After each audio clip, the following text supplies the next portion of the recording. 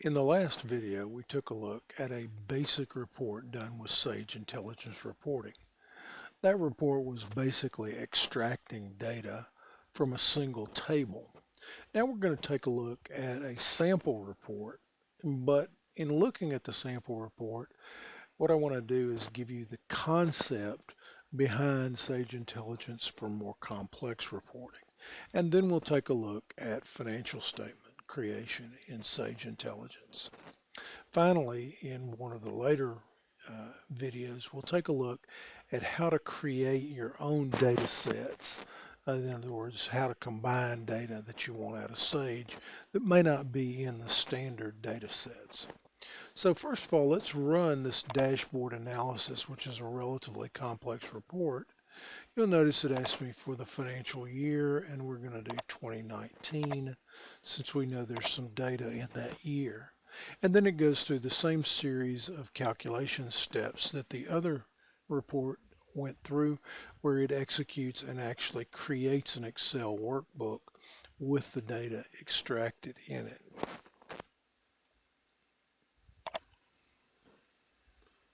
At this point, Sage Intelligence is finishing up the data extraction and creating the report. And once the ranges are named and the sheets are recalculated, we'll see the report. I'm going to clear this office updates. We don't need that. This is the dashboard report. Let me close the financials over here so you can see more of the report. So we've got a summary profit and loss statement, top 5 items in sales quantity, top 5 customers in sales, top 5 expenses year to date, and actual year to date. And if we look at these individual items, you'll see this chart, for example, is using data that's already on the summary. If we look at this chart, if we look more deeply into these items, for example, account description, we'll notice that there's a value filter and it's a top 10, and we've asked for the top 5 items by sum of actual. If, however, we try to look around this sheet to find actual, we won't find it.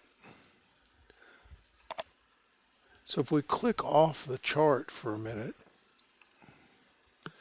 and we go to the home page and go to Format, Hide and Unhide Sheet, you'll notice that there's a large number of sheets that are hidden. And this is the way that a union report works. If you remember, we saw that in the first video, and we'll see it again.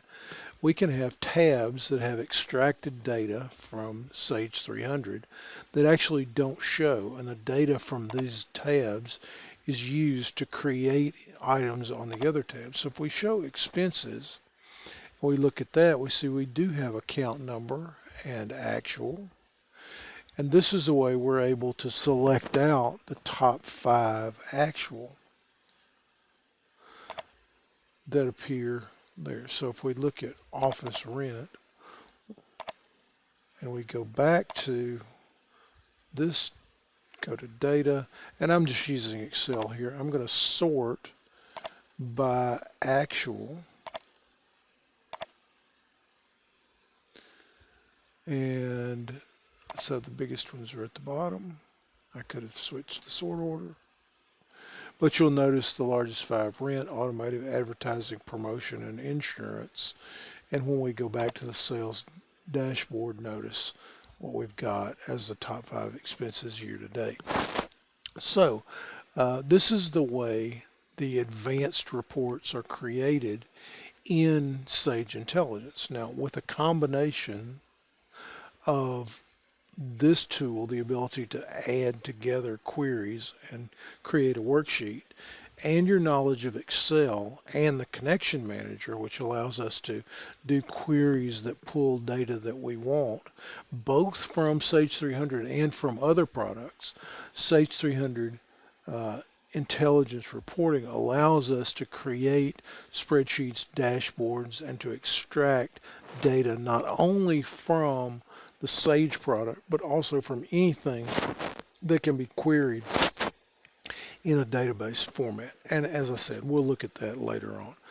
Basic overview, if you want to go through and generate one of these reports, if you have Sage 300 intelligence reporting, you can just go through and hide and unhide sheets and look at all these sheets. You'll see have data on them, and these individual charts and this data is built from the various sheets that are just combined together on a spreadsheet in order to provide the data that's needed for other sheets.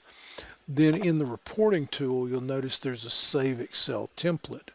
So every time we make a change to the Excel template, we can save it, and the data that will be replaced is the data on the query tabs.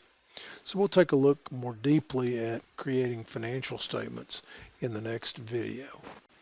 Thank you for watching this overview video.